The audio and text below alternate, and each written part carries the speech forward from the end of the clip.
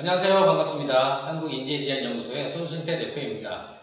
자, 오늘부터 KHD를 활용한 채용에 대해서 이야기를 나눠볼 텐데, 자, 채용. 기업에 있어서 매우 중요한 이슈일 겁니다. 기업을 운영하는 데 있어서 매우 중요한 요소 중에 하나가 사람일 텐데, 사람이 어떤 사람을 만나냐에 따라서 같은 직무라도 결과가 달라지고 성과가 달라지는 경우를 많이 볼 수 있습니다. 그래서 이런 것들을 인재경영이라고 하는데, 사람을 통해서 경영을 하는 것. 인재경영. 많이들 이런 얘기를 합니다. 인재경영의 8할 이상은 채용이다. 네. 적합하지 않은 사람을 채용해서 적합하게 만드는 애를 쓰는 것보다 적합한 사람을 먼저 찾는 것이 우선이다. 물론 중소기업 입장에서 쉽지 않은 이야기입니다. 인력풀도 제한되어 있고 여러 가지 약점들도 있습니다. 그러나 그렇더라도 그 중에서 최선을 다해서 적합한 사람을 찾아야 될 것입니다. 자, 적합한 사람을 찾기 위해서 대기업들은 많은 시스템들을 두고 있습니다. 적성검사, 여러가지 시험들, 또 여러가지 면접 도구들, 많은 것들을 갖추고 있기 때문에 사람 찾아내기가 상대적으로 쉬운 측면이 있습니다. 그러나 중소기업 입장에서 그런 시스템을 갖추기가 만만치 않은 것도 역시 현실입니다. 그래서 저희는 이런 KH 시스템이라는 시스템을 구축을 했습니다.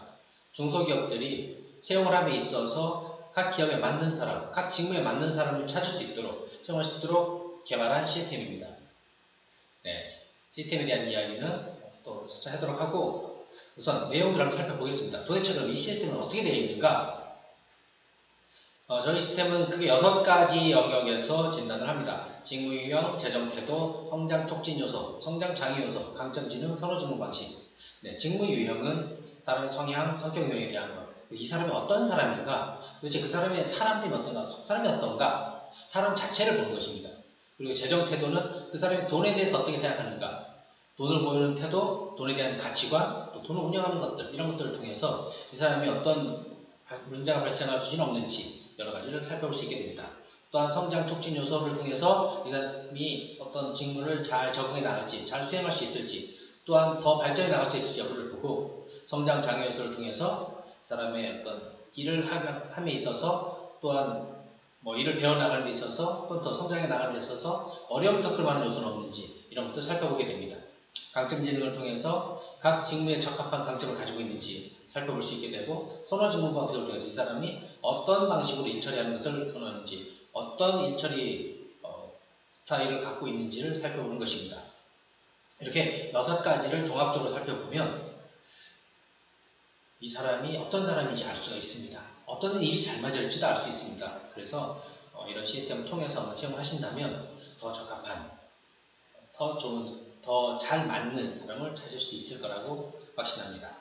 그러면 이렇게 그래프를 통해서 진단 결과가 나오고요. 그래프를 통해서 이 사람이 어떤지 자세히 알 수가 있습니다. 여기에서 꽤 많은 정보를 얻을 수 있는데 그 얻는 정보에 대해서 차차 한번 공부를 해보도록 하겠습니다. 자, 첫 번째 그러면 직무 유형부터 시작해 볼 텐데요. 좀 전에 말씀드렸습니다. 직무 유형. 직무 유형은 성격 유형, 또는 직무 유형, 이런 사람 성향에 대한 이야기입니다. 이 사람이 어떤 성향의 사람인지 저희는 이제 9가지 유형으로 구분을 하고 있는데 각 유형마다 일 처리하는 방식이 다르고요. 사람 상대하는 방식도 다르고 또 의사결정 스타일도 다르고 또 보상해야 될 내용도 다르고 동기부여도 다릅니다. 정말 다른 게 많이 다릅니다. 그렇기 때문에 그냥 아무나 안 됩니다. 적합한 사람을 찾으셔야 됩니다. 직무 유형 보도록 하겠습니다. 9가지로 구성되어 있다고 했는데, 분류를 한다고 했는데, 우선 이름들을 보시면 좀 공부하기가 쉬우실 겁니다. 이름을 직관적으로 바로 이해하실 수 있도록 좀 정해봤습니다.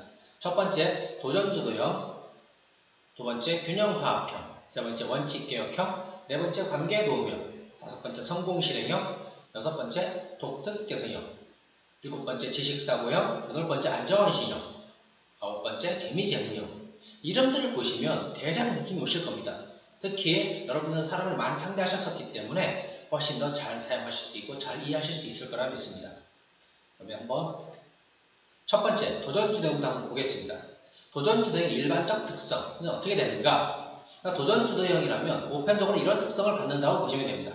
첫 번째 키워드를 먼저 보실 필요가 있는데 도전 주도형의 주요 키워드 도전과 주도가 있습니다. 이 유형들은 도전하는 것을 좋아합니다. 어렵고 힘든 거 별로 개의치 않아 합니다. 어렵고 힘들면 더 도전하는 의욕이 생기고 더 열심히 적극적으로 하게 됩니다. 그리고 주도적으로 하고 싶어 합니다. 자기가 주인공이 되고 자기가 결정권을 갖고 자기가 밀어쳐서 하고 싶어 하는 것이죠. 결정권도 스스로 갖기를 원합니다. 자, 이런 도전 주도형의 특성은 첫 번째, 생각보다 행동이 먼저입니다. 생각을 많이 하고 고민하고 계획하기보다는 일단 하고 봅니다. 부딪혀보는 거죠. 예전에 돌아가신 고 정주영 회장이 입버릇처럼 했다는 게 있죠. 임자 해봤어? 네, 해보라는 겁니다. 회장님 이러이러한 이유로 어렵습니다. 뭐 안됩니다. 이런 얘기를 할 때 일단 해보고 얘기해. 일단 부딪혀보고 얘기해. 이런 특성을 가진 것이 바로 도전주도형입니다. 그래서 이들은 생각을 오래 하고 계획하기보다는 그냥 부딪혀보고 행동하고 그것을 통해 배울 게 있다면 배우고 수정할 게 있다면 수정하고 이렇게 해서 또 부딪히고 이렇게 하는 방식을 선택합니다. 두 번째, 이들은 이름에 있듯이 독립적이고 자주적이고 주도적입니다. 누군가의 통제를 받는다든가 누구 밑에 있다든가 아니 누구의 지시를 받기보다는 스스로 하기를 원하고 독립적으로 하기를 원합니다. 그리고 막 무리지어서 여럿이 하는 것보다는 그냥 내 일은 내가 알아서 이런 방식을 좀 좋아하는 편입니다. 물론 그렇다고 해서 같이 하는 거에 대해 협업에 대해서 크게 어려움은 없지만 이왕이면 그냥 혼자 하는 건 괜찮습니다. 자, 세 번째, 도전하고 개척하는 것을 좋아합니다. 어려운 것들 해결하고 부딪히고 돌파하고 이런 것들을 아주 좋아합니다. 그리고 새로운 일을 시작하고 아직 남들이 밟지 않은 길, 그런 길을 가는 것을 선호하는 그런 성향이 있습니다. 또한 이들은 위계 질서를 중요하게 생각을 합니다. 질서를 중요하게 생각합니다. 그래서 누군가를 만났을 때 빠르게 질서를 정리하는 경우가 많습니다. 나이 밝히고 형, 동생 정리하고 형님, 동생 이렇게 정리하는 경우가 많죠. 그래서 예의 바른 것, 깍듯한 것을 굉장히 선호합니다. 다만 그렇다고 해서 밑에도 있지만 비굴한 것을 좋아하지는 않습니다. 예의 바른 것이랑 비굴한 것은 좀 다르죠. 비굴한 것을 싫어한다? 어떤 경우 볼 수 있냐면 사극 같은 걸 봤을 때 성이 함락되면 성을 함락한 장수가 그 옛 성을 지키고 있던 장수를 무릎 꿇고 앉혀있죠. 근데 너무 아깝습니다. 그래서 이렇게 제안을 합니다. 당신 장군 내 밑에 와라. 그럼 내가 받아줄게. 그랬을 때 이들은 이렇게 얘기를 하죠. 나를 두 번 비참하게 만들려면 빨리 목을 쳐라. 네. 비굴하게 살기보다는 장렬한 처우를 맡고 싶어하는 게 이들의 특성이라고 볼 수 있습니다. 그래서 비굴한 것을 싫어하기 때문에 타협하는 것도 그렇게 좋아하지 않겠죠. 네. 그리고 이들은 표현이 직설적입니다. 마음 먹은 생각이 있다면 그냥 그대로 표현합니다. 돌려 얘기를 하거나 비유적 얘기를 한다거나 아니 뒤에서 얘기를 한다거나 이건 아주 싫어합니다. 특히 뒤에서 얘기하는 걸 매우 싫어합니다. 그래서 할 말 있으면 그대로 앞에서 합니다. 이거 어때요? 그러면 예쁘면 예쁘다고 하고 아니면 아니라고 얘기를 합니다. 그래서 직설적으로 얘기를 하는 편이죠. 그래서 뒤끝이 없다는 표현을 많이 하고 나는 앞뒤가 똑같아. 반대로 어떨까요? 앞뒤 다른 사람을 매우 싫어하는 경향이 있습니다. 그래서 직설적으로 표현하고 그래서 물론 관계에 좀 어려움이 있겠지만 표현을 그냥 그대로 받아들이면 되는 상대를 할 때 좀 편한 부분도 있을 수 있습니다. 이런 특성들이 바로 도전주도형이라고 보시면 됩니다. 자, 한번 생각해 보시면 이런 특성이야? 그럼 우리한테 이런 일이 잘 맞겠는데? 이런 생각을 쭉 하시면서 들어보시면 훨씬 더 도움이 되실 겁니다. 자, 도전주도형 일반적 특성 정리되셨죠? 넘어가겠습니다. 다음 균형화합형에 대해서 보겠습니다. 균형화합형의 키워드 두 개, 균형과 화합. 균형, 무슨 균형이냐? 사람과 사람 사이 균형. A라는 사람이고 B라는 사람이 있다면 이 둘 사이의 균형을 맞추는, 다시 말해서 누군가에게 더 치우치지 않고 동일한 정도의 관심과 마음씀을 하고 싶어하는 게 바로 균형화합형입니다. 그래서 이 유형들 어떤 특성이 있느냐? 첫 번째, 갈등을 싫어하고 평화와 화합을 추구합니다. 균형을 이루고 화합하고 싶어합니다. 그러다 보니까 갈등 상황을 싫어합니다. A와 B가 서로 싸운다? 매우 큰 스트레스를 받습니다. 그래서 본인이 계획을 해서라도 둘을 화해시키고 싶어합니다. 그래서 모든 사람이 다 같이 잘 지내기를 원하는, 두 번째 나와있죠? 함께하는 모든 이들이 함께 잘 지내기를 원하는 것이 이들의 목표입니다. 그래서 이들은 나만 잘 지내면 되는 것이 아니고, 아니 나랑 내 친구들 둘만 잘 지내면 되는 것이 아니고, 우리 모임 중에, 우리 공동체에 모든 사람이, 우리 조직 안에 모든 사람이 다 같이 잘 지내기를 원하는 것이 이들의 특성입니다. 그리고 이들은 대체로 좀 온화한 편입니다. 뭐 예민하거나 그러지 않습니다. 그냥 두루뭉술하게, 그냥 유연하게, 웬만하면 그냥 받아주고 참아주고 이런 편이기 때문에 온화한 특성을 나타냅니다. 그리고 자신의 욕구나 의사를 정확하게 표현하지 않습니다. 어떤 거냐면 오늘 점심 뭐 먹을까? 라고 얘기를 했을 때 대부분의 경우에 이 균형화합형은 아무거나라고 얘기를 합니다. 또는 너 먹고 싶은 거 나도 먹을게, 이렇게 얘기를 합니다. 이거 어떻게 했으면 좋겠어? 이거 괜찮아? 라고 했을 때 대부분의 경우에 괜찮아요 라고 얘기를 합니다. 그럼 뭐냐면 갈등 관계, 불편한 관계를 싫어하기 때문에 내 의사를 적극적으로 표현하지 않는 것입니다. 왜? 내 생각과 상대방의 생각이 다를 수 있기 때문에 달라서 불편해지는 것보다는 그냥 따라가는 것입니다. 그러면 정말 생각이 없는가? 오늘 점심 뭐 먹을까? 아무거나요? 진짜 아무거나 할까? 그렇지 않습니다. 먹고 싶은 게 있습니다. 균형합형한테 물어봤습니다. 정말 아무거나 먹고 싶어? 아니랍니다. 먹고 싶은 게 있는데 상대방이 그걸 알아봐 줬으면 좋겠고, 그래서 내가 말로 하지 않고 상대방이 그걸 먹고 싶어 했으면 좋겠다. 어려운 얘기죠. 독심술을 익히지 않는 한. 그러나 그게 아니더라도 크게 불편하진 않아 얘기를 하더라고요. 무슨 말이냐면 알아주면 감동을 줄 수 있다는 겁니다. 그래서 평소에 많이 관찰하시면 균형화합형이 뭘 원하는지 알 수도 있습니다. 다음, 어느 누구의 편 되는 것, 이들은 매우 싫어합니다. 힘들어합니다. 어떤 경우가 있냐면 A, B 두 사람이 있습니다. A가 이렇게 얘기합니다. 너 나랑 친구지? 나랑 친해야 돼? 나랑만 놀아야 돼? 라고 얘기합니다. B가 얘기합니다. 나랑 친구지? 너 나랑만 놀아야 돼? 너 A랑 놀면 안 돼? A는 너 B랑 놀면 안 돼? 이런 사이에 꼈을 때의 균형화합형은 극도의 스트레스를 받게 됩니다. 어떤 이 강의를 들으시는 분들 중에 많은 분들이 그게 뭐 고민이야? 둘 다 놀든가, 둘 다 싫다고 오든가, 아니 내가 결정하든 거 이러면 되지, 뭐가 어려워? 라고 할 수 있겠지만 이들은 그걸 매우 어려워합니다. 앞에서 나왔었죠? 이들은 갈등을 싫어하고 모든 사람이 다 같이 잘 지내기를 원합니다. 싸우는 자체가 힘이 드는 거고, 그 사이에 내가 껴있다면 더 힘든 거고, 또 내가 중재할 수 없다면 더 힘들어하는 것입니다. 그래서 어느 누구의 편보다는 모든 사람이 다 같이 잘 지내기를 원합니다. 누구 한 사람도 소외되는 사람 없이, 누구도 왕따 당하는 사람 없이, 내가 속한 모든 사람이 다 잘 지내기를 원하는 집안이들의 특성이 되겠습니다. 다음, 말이나 상황에 대해서 일이나 상황에 대해서 대체로 좀 여유로운 편입니다. 치열하거나 치밀하거나 이렇게 크게 움직인다던가 이런 게 별로 없고 느긋하게 좀 여유롭게 움직이는 편입니다. 이게 온화한 특성과도 관계가 있겠죠. 이런 특성을 나타내는 것이 바로 균형화합형의 일반적인 특성이 되겠습니다. 누군가 혹시 떠오르시나요?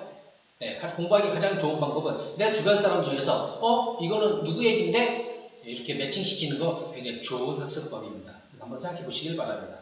내 주변에 누가 이런 성향을 갖고 있지? 내 친구 누가 비슷하지? 우리 직장에 누가 비슷하지? 네, 이렇게 생각하시면 도움이 많이 되실 겁니다. 다음, 균형화합형을 넘어서 원칙개혁형을 한번 보도록 하겠습니다. 원칙개혁형의 중요 키워드, 원칙과 개혁입니다. 이들은 원칙을 매우 중요하게 생각을 합니다. 그리고 원칙을 지키고 싶어 합니다. 지키려고 노력을 합니다. 안 지켜질 때는 그것을 바꾸고 개혁하고 지키는 쪽으로 나아가게 하기를 원합니다. 이런 원칙개혁형 일반적 특성은 첫 번째, 규칙, 규범 등 지킬 것은 반드시 지켜야 됩니다. 지킬 것은 반드시 지켜야 됩니다. 무슨 예외가 없다는 얘기입니다. 규정이 정해졌으면 지켜야죠. 약속을 정해졌다면 지켜야죠. 지킬 것은 반드시 지켜야 됩니다. 그리고 누가 지켜야 되는가? 해당되는 모든 사람이 지키려고 합니다. 나를 필요해서. 나를 포함해서 모든 사람이 지킬 것은 반드시 지켜야 되는 것을 이들은 원합니다. 그리고 원칙을 또 중요하게 생각합니다. 해야 되는 것, 정해진 것, 그때 상황이 변하는 것 말고 그냥 정해진 것, 이런 것들을 매우 중요하게 생각하고 지킵니다. 자, 그러면 이렇게 지키는 게 쉬울까요? 어렵겠죠? 잘 안 지켜질 때 어떻게 해야 될까요? 잘못된 것이 있습니다. 그럼 바로잡고 싶어 합니다. 여러분들이 그래서 사회운동도 많이 합니다. 누군가가 잘못되어 있다면 그것을 바로잡아주고 싶어 합니다. 한 예로 원칙개혁형 아빠가 퇴근을 합니다. 현관문을 열었습니다. 신발이 어질러져 있죠. 어떻게 대응을 할까요? 어떤 유형 같은 경우는 자기가 정리를 합니다. 또 어떤 유형은 신경 안 씁니다. 별로 중요한 거 아니니까. 근데 이 유형은 어떻게 하냐면, 얘들아 다 나와봐. 자, 가족들 다 불러냅니다. 그리고 자, 고개 숙여봐. 어떻게 돼 있지? 신발이 어질러져 있어요. 어떻게 해야 되지? 정리해야 돼요. 자, 그럼 어떻게? 네, 정리하겠습니다. 정리를 시킵니다. 피곤해하는 경우도 있죠. 근데 이것은 뭐냐면 바로 잘못된 것을 바로 잡아주고 싶어 하는 것입니다. 더 정확히 얘기해서 신발이 정리되어 있어야 되는 것이 아니고 신발을 정리할 줄 아는 사람이 되기를 바라기 때문에 그렇습니다. 한번 정리하고 마는 거라면 내가 해줄 수 있지만 앞으로 살아가면서 이런 정리정돈하고 살아가는 사람이 되길 원하는 그런 마음 때문에 불러내서 이 불편한 과정을 거치는 겁니다. 바른 사회를 만들기 위해서 또 바로잡기 위해서 비판을 주저하지 않습니다. 잘못된 건 잘못됐다 얘기를 합니다. 주장을 합니다. 그래서 소위 바른 말 하는 사람들, 바른 소리 하는 사람들이 바로 원칙개혁형이라고 보셔도 크게 문제는 없을 겁니다. 그 원칙개혁형들은 잘못된 것이 있다라면 그것을 주저하지 않습니다. 이 얘기를 하게 되겠죠. 회사 내에 이런 직원이 있다면 어떻게 될까요? 좀 불편할 수도 있겠죠. 자꾸 날 찌르니까, 내 잘못을 지적하니까. 그러나 이런 사람이 있기 때문에 바로 잡아치고 바른 길을 가는 경우가 많습니다. 이 사회도 이런 분들이 있어서 이런 분들이 소리를 내기 때문에 잘못된 것이 바로 잡아지고 바른 길을 가는 거라고 볼 수도 있을 것 같습니다. 옳고 그름에 대한 분명한 기준을 갖고 있습니다. 어떻게 해야 되는지 기준이 있습니다. 네, 그리고 이 기준을 이들은 보편적 기준이라고 생각을 합니다. 그래서 다른 사람과 타협이 좀 안 되는 문제는 발생을 합니다. 그래서 분명한 기준이 있기 때문에 어떻게 해야 되는지 일관된 행동을 주로 하는 편이고 그러려고 노력을 합니다. 그리고 다른 사람한테도 일관된 어떤 요구를 하게 되는 것이죠. 그리고 매사에 좀 진지한 편이고 또 이상적이라고 표현을 해놨는데 무슨 뜻이냐면 정말로 지겹게 다 지켜지는 사회 이런 사회를 꿈꾸기 때문에 이상적이라고 표현을 해봤습니다. 네, 이런 특성들을 가진 것이 바로 원칙개혁형입니다. 원칙개혁형의 특성, 자 이해가 되시죠? 주변에 누군가 떠오르시죠? 네, 그걸 생각하시면서 기억을 해보시면 되겠습니다. 또한 이런 사람한테는 어떤 일이 잘 맞을까? 어떤 친구가 잘 맞을까? 어떤 조직이 잘 맞을까? 또는 누구랑 잘 맞을까? 누구랑 보완관계가 될까? 누구랑 시너지가 날까? 이런 생각도 좀 해보시면 도움이 되겠죠? 네. 자, 그러면 계속해서 관계도움에 대해서 알아보겠습니다. 자, 관계도우명. 관계도우명의 키워드는 두 가지입니다. 관계와 도움입니다. 관계와 도움 무슨 뜻이냐? 이들은 관계를 매우 중요하게 생각합니다. 사람을 매우 중요하게 생각합니다. 특히 사람과의 관계 형성하는 것을 매우 중요하게 생각을 합니다. 그래서 새로운 사람을 만나는 것을 좋아하고 먼저 찾아가고 먼저 다가고 먼저 손을 내미는 편입니다. 그리고 이들은 도움이 굉장히 중요한 키워드가 됩니다. 사람들에게 도움을 주는 것, 내가 도움되는 사람이 되는 것을 추구하며 살아갑니다. 자, 특성을 한번 살펴보면 사람들과 함께하는 걸 좋아합니다. 이들은 일단은 사람들과 함께하는 걸 좋습니다. 어떤 일이든 어떤 장르에 상관없이 함께하는 것이 좋습니다. 혼자 하는 걸 별로 안 좋아합니다. 자, 그 다음 두 번째 매우 중요한 얘기인데요. 다른 사람을 도울 때 스스로의 존재 가치를 느낍니다. 누군가를 도울 때 뿌듯함을 느끼고 성취감을 느끼고 더 나아가서 내 존재 이유, 내 존재에 대한 가치를 느끼는 것이 바로 이 관계도움입니다. 자, 그러면 관계도움이나 친해지면 어떻게 하면 될까요? 쉬운 방법이 있습니다. 도움을 요청하시면 됩니다. 내가 도움을 주는 것이 아니고 내가 이거 도와줄게요 하는 것이 아니고 저한테 이런 게 필요한데 좀 도와줄 수 있을까요? 특히 그가 잘할 수 있는 일, 그가 충분히 도와줄 수 있는 일, 그가 잘 도울 수 있는 일을 요청한다면 아마 그 사람과 빨리 친해질 수 있을 겁니다. 혹시 거래처 누군가가 관계도움처럼 보인다면 그 사람 도움을 요청하십시오.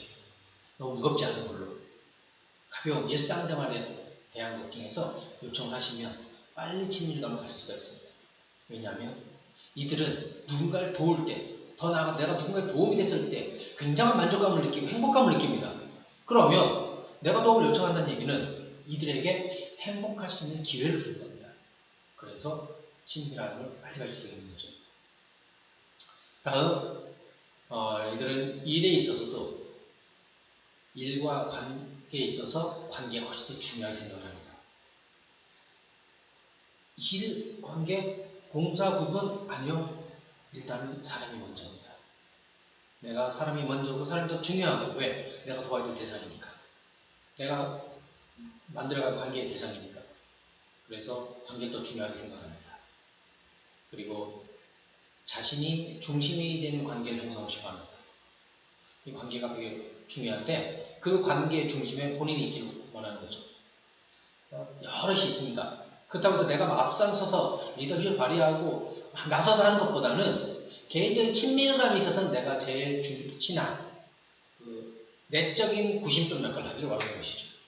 이렇게 사람들을 좋아하고 사람들 돕기를 좋아하고 근데 이 사람들이 또한 중요하게 여기는 것 하나가 있는데 이걸 꼭 기억하시면 좋은데 도움이 되었는지 확인하고 싶어 합니다. 보상에 대한 요구가 있습니다. 내가 도움을 줬으면 보상이 와야 되는 것이죠. 이 보상은 다른 것이 아닙니다. 물질적인 보상이 아니고 내가 도움됐다는 걸 확인받는 보상을 이야기합니다. 어떤 게 될까요? 도와주셔서 고마워요. 이런 도움이 됐어요. 저에게. 정말 감사합니다라는 인사만으로도 이 보상이 될 수 있습니다.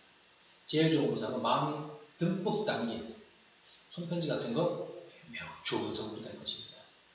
네, 이렇게 관계 도움에 대해서 알아봤습니다. 사람을 좋아하고 관계 중심적인 이런 사람은 어떤 일이 잘 맞을지 또 어떤 조직에 잘 맞을지 누구랑 잘 맞을지 고민해 보시면 도움이 되실 겁니다. 대충 머리에 떠오르시는 게 있죠? 네, 그 떠오르시는 내용 잘 기억하시기 바랍니다. 다음 성공실행형입니다. 성공실행형 키워드가 있죠. 성공과 실행입니다. 이들은 성공을 매우 중요한 요소로 생각합니다. 이들은 인생에서 성공된 인생을 살고 싶어 합니다. 뭐든지 하는 일에 성공하고 싶어 합니다. 이런 요구가 아주 강한 유형이라고 보시면 됩니다. 또한 성공을 꿈만 꾸는 것이 아니고 머릿속에 상상만 하는 것이 아니고 계획만 하는 것이 아니고 책상 앞에 붙여놓기만 하는 것이 아니고 이들은 그것을 구체적으로 실행해내는 특성을 가지고 있습니다. 그리고 그걸 실행하기 위해서 최선을 다하고 방법들 동원해 나갑니다. 자, 보겠습니다. 첫 번째, 목적 중심, 성취 중심입니다. 어떤 일을 하더라도 목적이 있습니다. 어떤 일은 그냥 하지 않습니다. 시간 낭비하지 않습니다. 그냥 달리기를 하더라도 목적이 있고 걷더라도 목적이 있고 사람들은 목적이 있고 뭔가 이루고 싶은 욕구가 있을 때 뭔가를 하게 됩니다. 그리고 그것들을 성취해냅니다. 목적한 말은. 두 번째, 그 목적에 대해서 그 성취에 대해서 막연하게 갖고 있는 것이 아니라 아주 구체적인 목표를 갖고 있는 경우가 대부분입니다.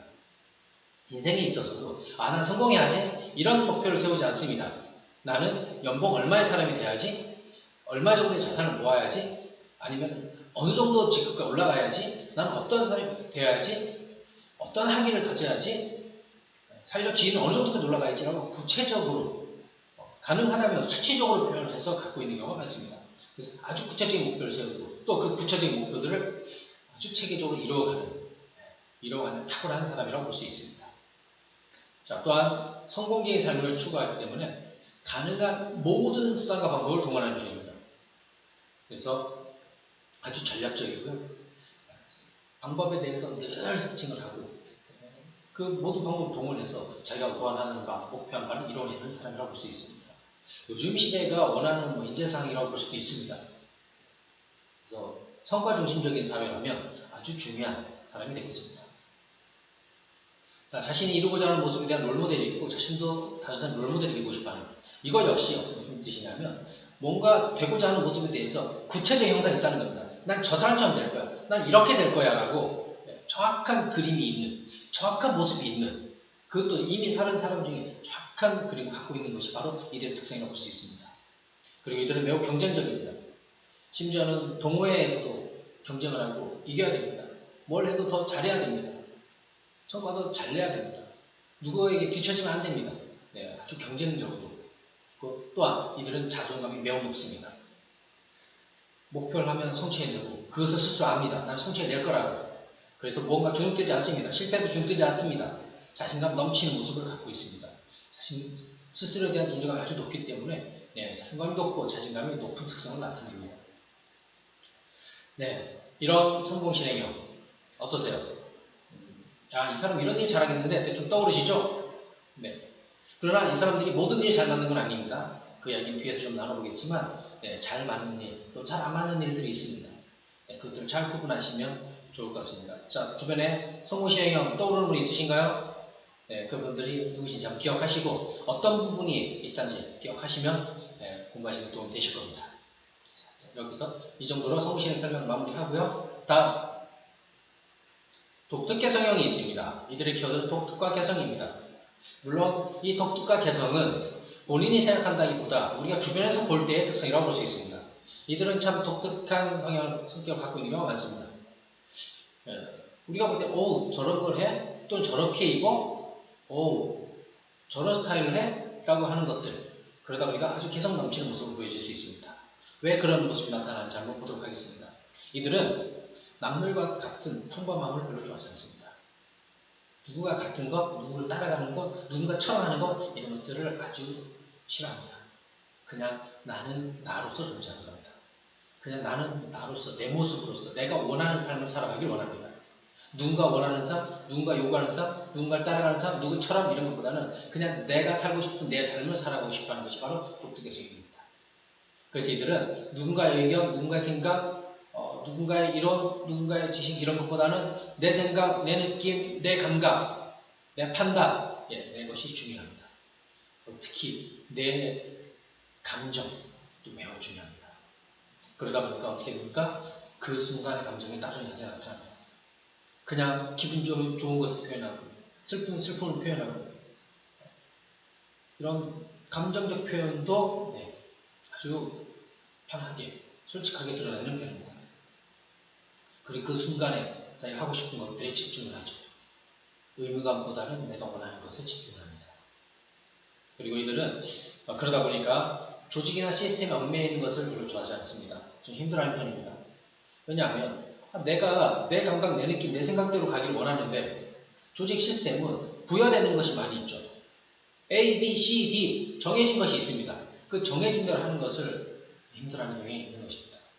그래서 보통은 조직이나 시스템에서 일을 해서 잘 성과를 내는 경우도 있지만 자신만의 일을 하는 경우도 또 많이 있고, 또는 조직 안에 있더라도 본인의 통제권 안에 있는 일, 인파워먼트가 정확히 된, 권한이 정확히 된 일들을 훨씬 더 성과를 내고 잘하는 편입니다. 또한 이들은 자신이 속해 있는 그룹에서 탁월한 성과를 내는 경우가 많이 있습니다. 이들이 추구하는 것은 다른 사람과 다른 나만의 모습이라고 했습니다. 그럼 다른 사람과 확실하게 달라질 수 있는 것, 그것은 탁월해지는 것이죠. 내가 저런 사람들과 경쟁을 해, 아예 저거 경쟁 내 경쟁되는 게 아니야 라고 내가 확실한 성과를 내서 저들과 차별성을 딱 갖게 되는 것, 이런 것들을 추구하죠. 그래서 종종 아주 좋은 성과를 내고 탁월한 성과를 내는 경우를 많이 볼 수 있습니다. 또한 이들의 자존감이 매우 높습니다. 내 생각, 내 느낌, 내 감각이 매우 중요하기 때문에 외부의 오는 충격에 별로 개의치 하지 않습니다. 예를 들면 옷을 이상하게 입었습니다. 너 왜 그래 옷이? 신경 쓰지 않습니다. 왜? 이것은 내가 입고 싶어서 입은 옷이기 때문에 그렇습니다. 그 방식은 아닌 것 같아. 별로 중요하지 않습니다. 왜? 내가 선택한 거고 내가 이렇게 될 거기 때문에. 결과 내면 될 거 아니야? 라고 밀어붙이게 됩니다. 그래서 다른 사람의 의견을 별로 신경 쓰지 않기 때문에 외부에서 무시를 하는 것들, 비난 같은 것도 별로 개의치 하지 않고 자기 일을 해나갑니다. 그래서 매우 높은 자존감을 보여주는 경우가 많이 있습니다. 자, 독특 성형. 자, 생각 정리가 좀 되셨죠? 주변에 이런 분 있으시죠? 네, 그분이 바로 독특 성형입니다. 자, 이분들은 어떤 일이 잘 맞을지, 우리 회사에서 어떨지 한번 생각해 보시면 생각이 더 정리가 되실 거니까 한번 그려보시기 바랍니다. 다음, 이제 지식사고형입니다. 지식사고의 중요한 키워드 지식과 사고입니다. 지식, 이들은 지식 기반으로 뭔가를 하고 싶어 합니다. 뭔가 머리에 담고 싶어 합니다. 뭘 알고 싶어 합니다. 기억하고 싶어 합니다. 지식을 쌓고 싶어 하는 경향이 있습니다. 그리고 또 하나, 이들은 생각이 많습니다. 머릿속에서 많은 것을 해결하고 싶어 합니다. 그래서 이들은 행동하기보다는 생각하는 것을 더 좋아하는 유형입니다. 자, 하나씩 보겠습니다.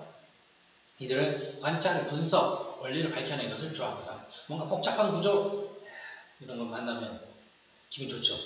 왜냐하면 그것을 내가 연구하고 머리를 써서 찾아내고 해결하고 분석해서 그 안에 있는 걸 풀어내고 이런 것들을 좋아하기 때문에 그렇습니다. 그래서 뭔가 복잡하고 이런 것들에 대한 거부감이 상대적으로 굉장히 적습니다. 알고자 하는 지적 요구가 매우 큽니다. 궁금한 것도 많고 알고 싶어 합니다. 또 이해하고 싶어 합니다. 그러다 보니까 질문도 많고요. 궁금한 것도 많습니다. 그래서 한 번 그냥 받아들이기보다는 충분히 이해하고 그것을 해석하고 나서 내가 충분히 소화가 되면 그때 받아들이는 겁니다. 이들은 이성적입니다. 그래서 감정이 흔들리거나 치우치지 않습니다. 그래서 어떤 일을 냉정하게 처리할 일이 있으면 잘할 수 있겠죠. 그래서 일을 할 때에도 사람 관계에 별로 치우치지 않고 일 자체에 집중할 수 있습니다. 그러다 보니까 인간관계에 별로 관심이 없는 모습을 나타냅니다. 일할 때 일만 합니다. 그냥 그 옆에 누가 있는지 누구랑 함께 하는지도 크게 중요하지 않습니다. 그냥 일에 몰입해서 일만 했다는 경우가 많기 때문에 이 인간관계에 크게 신경 쓰지 않고 그냥 일만 하는 경우가 많이 볼 수 있습니다. 다만 자신의 가족이나 아주 가까운 사람들한테는 애정을 많이 표현을 합니다. 이런 걸 보면 애정이 없다기보다 애정을 베풀어야 될 대상이 아주 적다고 보시는 게 더 맞을 것 같습니다. 그래서 이들에게는 너무 아주 친밀한 행동, 말, 친밀한 감정 표현 이런 것들을 기대하시는 건 좀 무리가 될 수 있습니다. 일을 잘 해내기를 바라시는 것이 더 좋을 것 같습니다. 자, 그리고 자신의 지적 능력에 대해서 인정받고 싶은 욕구가 큽니다. 보통의 경우에 지식사고형은 연봉에 크게 관심이 없는 편인데 나에 대한 평가고 내 지적 능력, 내 능력에 대해 인정받는 것이라고 생각했을 때는 매우 민감하게 반응하는 경우가 있습니다. 그래서 돈 자체보다는 내가 인정받는 존재인가에 대해 훨씬 더 중요하게 생각을 하는 것이죠. 그리고 생각이 많습니다. 생각이 아주 많습니다. 머릿속으로 많은 생각을 생각하고 싶어 합니다. 어떤 일을 할 때 머리를 충분히 생각하고 나서 움직이는 편입니다. 지식사고형, 지식을 좋아하고 생각이 많은 지식사고형에 대해서 좀 정리가 되셨나요? 네. 이분들은 주변에 어떤 분들이 이런 특성을 가지고 있는지, 주변에 누군지 한번 생각해 보시면 또 공부하시는 데 기억하시는 데 도움이 되실 겁니다. 다음, 안정헌신형에 대해서 한번 보겠습니다.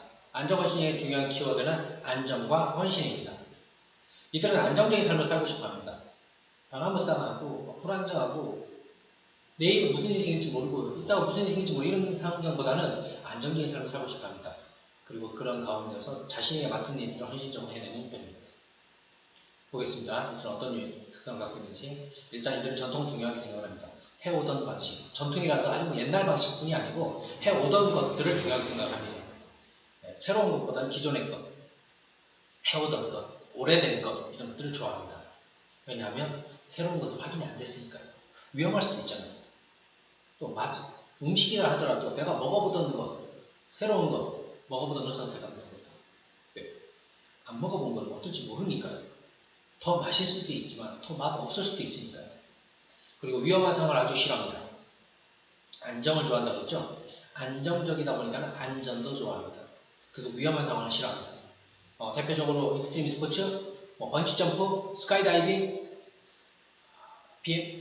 MTB 자전거, 산에 타고 내려오는 이런 것들, 웬만해서 이런 걸 안 합니다. 위험하니까. 장담할 수가 없는 거 아닙니까? 그 결과에 대해서 확인할 수 없는, 확신할 수 없는 것들이 잘 안 나는 편입니다. 그래서 안전한 상황을 추구합니다. 그리고 어떤 상황이든 최악의 경우를 예상하는 편입니다. 예를 들면 스카이다이빙을 한다 그러면 그 쫙 바람을 맞는 하늘을 나는 것을 즐기는 것이 아니고 혹시 낙하산에 안 펴지면 어떡하지라는 두려움이 훨씬 더 큰 겁니다. 왜? 그럴 수도 있으니까요. 그래서 번지점프 쭉 뛰어내는 스릴을 즐기기보다는 줄이 끊어지면 어떡하지라는 최악의 상황을 생각하기 때문에 안 하게 되는 것입니다. 그리고 사람에 대해서도 어떻게 보수적인 편입니다. 사람은 쉽게 믿지 않습니다. 의심이 많다는 표현보다는 확인되기 전까지 어떤 사람인지 알 때까지 마음을 안 여는 거죠. 그래서 충분히 관찰하고 지켜보고 오랜 시간 관계를 해보고 나서 그 사람을 믿고 움직이는 편입니다. 또한 잠깐의 여행에서도 많은 경우의 수를 준비하기 때문에 짐이 많습니다. 웬만한 짐은 다 가져갑니다. 생길 수 있는 경우를 다 고려하기 때문에 그렇습니다. 그러다 보니까 준비가 철저하겠죠. 그래서 짐이 많은 특성이 있습니다. 그래서 이런 분들이 함께 가면 웬만한 거 안 가져가도 됩니다. 그대로 모습, 발전적인 모습보다는 현재의 모습을 유지하고 고수하고자 합니다. 이런 모습 답답해 볼 수 있겠죠. 왜 더 성장하길 원하지 않아? 더 발전하고 싶지 않아? 별로 원하지 않는 경우가 많습니다. 종종 승진도 별로 원하지 않는 경우가 많습니다. 연봉이 많이 오르는 것도 별로 선하지 않는 경우가 많습니다. 그러니까 지금의 것이 오래 유지되길 바라는 것이 바로 이들의 특성이라고 보시면 됩니다. 자, 이들은 어떤 일이 맞을지 어떤 특성, 이런 사람이었구나, 우리 회사 누가 이랬구나, 좀 생각이 계시죠? 네, 이런 분들을 바로 안정화시키게 되겠습니다. 자, 마지막 재미재능형입니다. 재미재능형은 키워드가 재미와 재능입니다. 이들은 늘 재미있게 살고 싶어합니다. 즐겁게 살고 싶어합니다. 일생을 즐겁게 살고 싶어합니다. 그리고 또 하나, 이들은 재능이 많습니다. 자, 보겠습니다. 이들은 늘 새로운 것을 찾습니다. 왜? 기존 것은 재미가 없거든요. 그래서 새로운 것을 하고 싶어합니다. 그래서 늘 새로운 것을 찾고 호기심이 많습니다. 그리고 지루하거나 심각한 상황을 매우 힘들어합니다. 재미가 없거든요. 반복되거나 하던 일을 계속하는 것들, 루틴한 일들, 이런 것들도 힘들어합니다. 재미가 없기 때문에. 그래서 늘 새로운 것들, 새로운 모양, 새로운 형태, 새로운 사람, 새로운 일, 이런 것들을 좋아합니다. 자, 그리고 재미있고 신나는 삶을 추구하기 때문에 늘 즐겁고 싶어합니다. 그래서 말장난도 많고 장난도 많습니다. 재미있게 살고 싶어합니다. 그래서 입에서 늘 재미 이런 말이 많죠. 재미있는 거 없나? 재미없어, 이런 표현도 많이 씁니다. 그리고 관심받고 주목받는 것도 좋아합니다. 그래서 앞에 나서서 이렇게 말을 한다거나 아니면 무슨 진행을 한다든가 이런 것들을 좋아합니다. 그리고 잘합니다. 장난이 심하다는 걸 말씀드렸죠. 재미있게 가볍게 하고 싶어 하기 때문에 그렇습니다. 말이나 행동이 좀 가벼운 편입니다. 헛게 가는 것보다, 심각한 것보다는 재미있게 밝게, 그러다 보니까 좀 가볍게 보여줄 수도 있겠죠. 그리고 편한 관계를 추구합니다. 그러니까 무겁게 상황한 게 어려운 것보다는 그냥 편한 관계, 친구 같은 관계를 좋아합니다. 이런 특성들이 바로 재미재능형의 특성이라고 볼 수 있습니다. 주변에 이런 분들 있으시죠? 말도 재미있게 잘하고 밝고 활달하고 아이디어도 많고 재능도 많고 어떤 일도 잘 배우는 분도 있을 겁니다. 이분들이 바로 재미재능형이 되겠습니다. 자, 지금까지 9개 유형, 도전 주도형부터 재미재능형까지 알아봤습니다. 이 9가지 유형들의 일반적인 특성을 알아봤는데 이 내용을 쭉 들으시면서 한번 기억을 더듬으시면서 주변 사람들한테 매칭시켜 보시기 바랍니다. 내 주변에 도전 주도형 누가 있지? 이 사람 이런 특성들이 도전 주도형 맞네? 균형화평은 누가 있지? 이 사람은 균형화평이구나. 이 사람은 지식사고형이네? 이 사람은 관계도형이네? 이 사람은 안정관시형이었구나. 이렇게 정리를 해보시면 학습 효과가 훨씬 더 높게 나타날 겁니다. 기억도 잘 남을 수 있고요. 나중에 적용하실 때도 면접 보실 때 활용하셔야 되지 않습니까? 그럴 때도 잘 쓰실 수 있을 겁니다.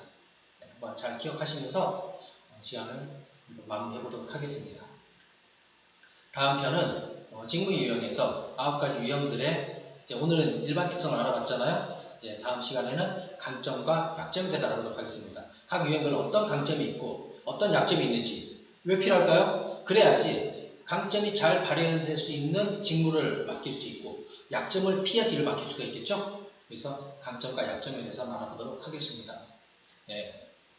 잘 들으시면서 구독 신청 이렇게 하시면 앞으로 다음 계속되는 강의를 들으시기 더 편하실 겁니다.